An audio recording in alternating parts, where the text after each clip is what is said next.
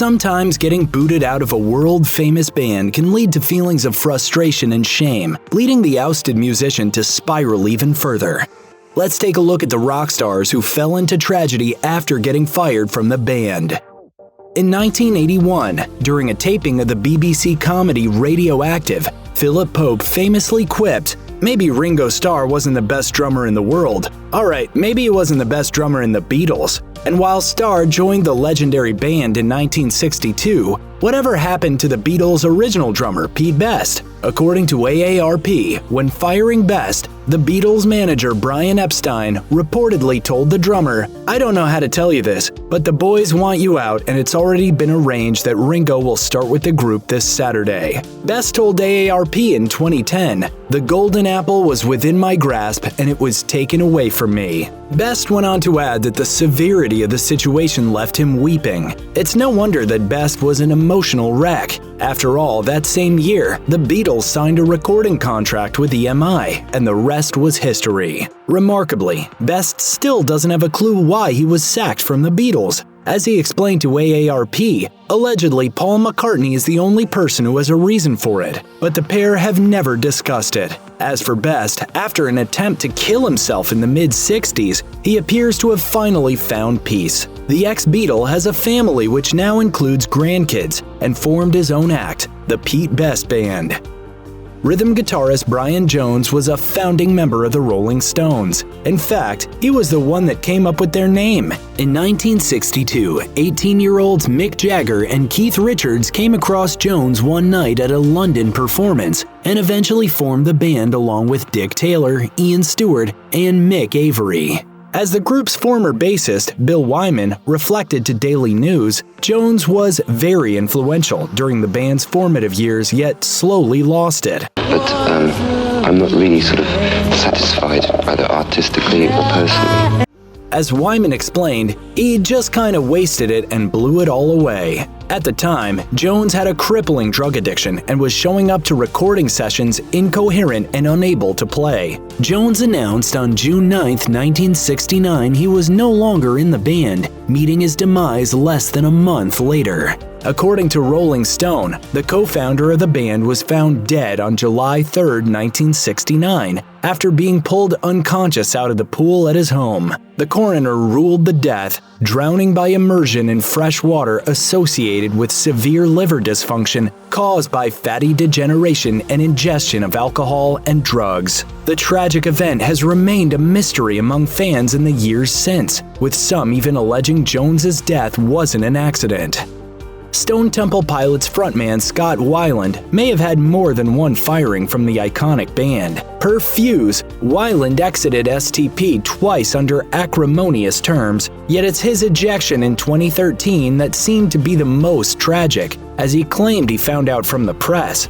Weiland wrote in a statement at the time, "Not sure how I can be terminated from a band that I founded, fronted, and co-wrote many of its biggest hits." Weiland's firing shouldn't have come as a surprise. After all, the problematic singer had a history of drug use and mental health concerns. Along with his well-documented heroin addiction of the 90s, the final 10 months of the singer's life included going through 2 cancer diagnoses of his parents, the death of a friend, along with severe financial troubles, estrangement from his children, and mental illness.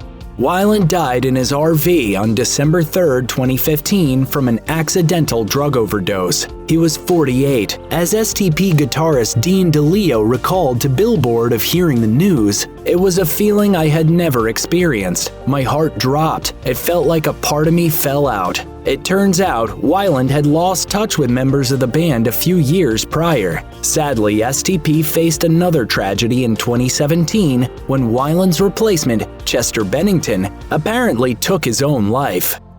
Motown, the record label that churned out legendary stars and created one of the most influential sounds of the 20th century. Although the company graced the world with the sounds of iconic acts such as Diana Ross and The Supremes, the Jackson 5, and Marvin Gaye, to name a few, it was also home to real-life tragedies of its musicians. David Ruffin of The Temptations is no exception. Ruffin joined The Temptations in 1963 as a replacement for Eldridge Bryant. taking the lead on celebrated tracks such as My Girl and I Wish It Would Rain. From there, the Temptations' success only grew, and they quickly became Motown's most successful male group, rivaling the glory of their female counterparts, the Supremes. Unfortunately, fame only went to Ruffin's head, and he began feeling bothered by a lack of preferential treatment for himself, at one point even demanding that the band be renamed David Ruffin and the Temptations. That, coupled with his incessant cocaine use, led to his ejection from the band in 1968. Ruffin's solo career was nowhere near as successful as his time with the Temptations was, and according to the Associated Press, his career was plagued by drug problems and arrests, eventually leading to his tragic death in 1991 due to an apparent drug overdose.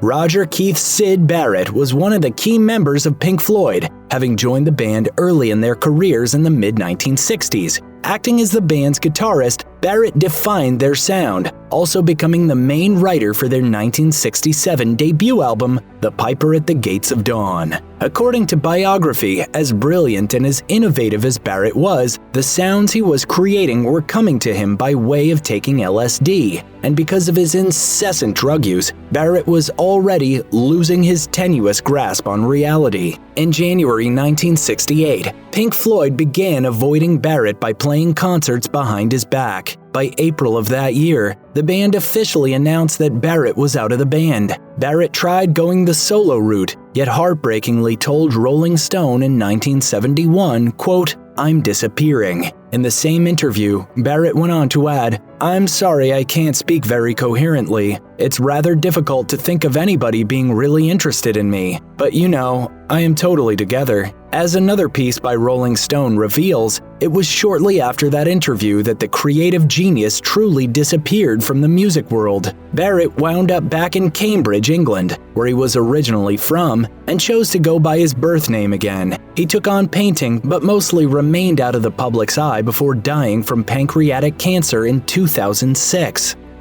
Tony McCarroll didn't join the Manchester-based Oasis after the band was already recording music. He was there from the start. McCarroll was Oasis's original drummer and present for the band's highly successful debut album, 1994's Definitely Maybe. So, what happened? Spoiler alert, lead guitarist and vocalist Noel Gallagher wasn't exactly easy to deal with. According to Irish Examiner, the singer would regularly make snide jabs aimed at McCarroll's drumming, with the latter suddenly finding himself blanked out of the band in 1995. Confused, McCarroll tried seeking out his bandmates at local pubs, looking for any sort of reason for why they suddenly sacked him. However, nobody was willing to say anything. The musician ended up moving across the pond, and as he told Manchester Evening News, he, quote, got drunk for 3 whole years. McCarroll eventually decided to lawyer up. In 1999, he ultimately accepted a settlement of £550,000, which translates to roughly $760,000, in exchange for giving up any future royalties on the Oasis tracks he worked on. In 2019 interview with Manchester Evening News, McCarroll had this to say about the whole situation. "If you're asking when I got back to normality, maybe I'm not normal. You're reminded every day of Oasis." Fleetwood Mac has had a revolving door of members throughout the years. As The Observer wisely points out, the band already had 3 distinct groupings before bringing on Lindsey Buckingham and Stevie Nicks in 1975, with only bassist John McVie and drummer Mick Fleetwood remaining from 1967. Along with McVie and Fleetwood were Peter Green, Jeremy Spencer, and Danny Kirwan, with the latter joining in 1968. Sadly, he only lasted 4 years. As revealed by The Independent, Kirwan was a clutch contributor for the band's early sound, making contributions to the lyrics, vocals, and instrumentation on their 1969 album, Then Play On.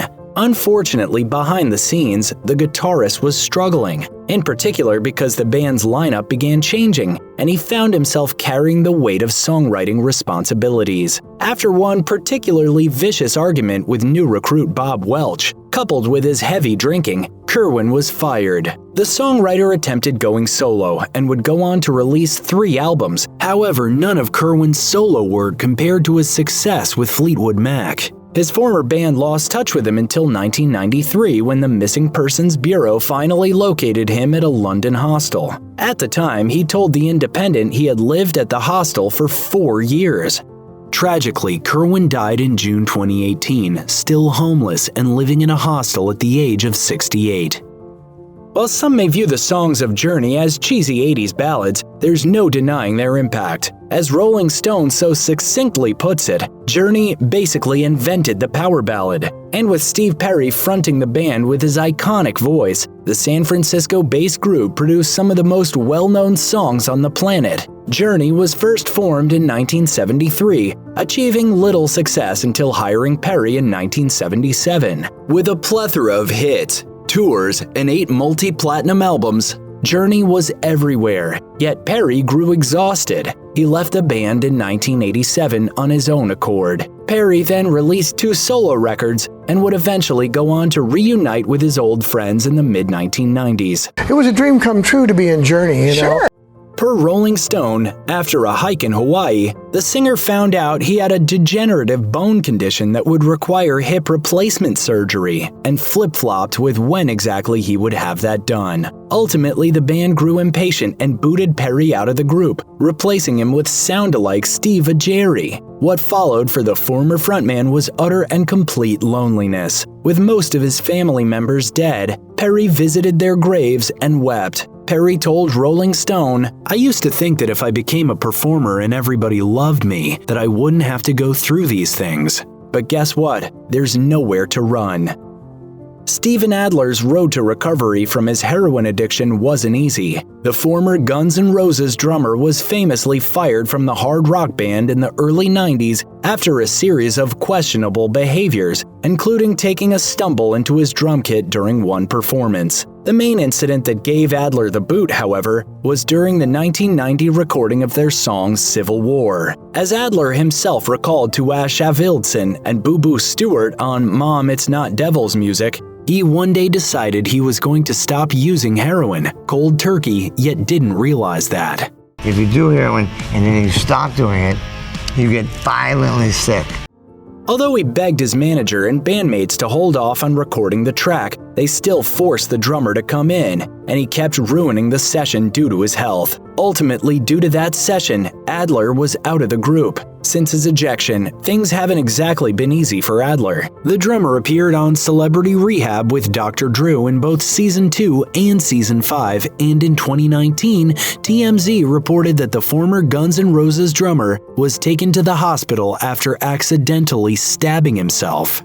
If you or anyone you know is having suicidal thoughts, please call the National Suicide Prevention Lifeline at 1-800-273-TALK 8255. If you or someone you know is struggling with addiction, please call the Substance Abuse and Mental Health Administration's 24/7 National Helpline at 1-800-662-HELP.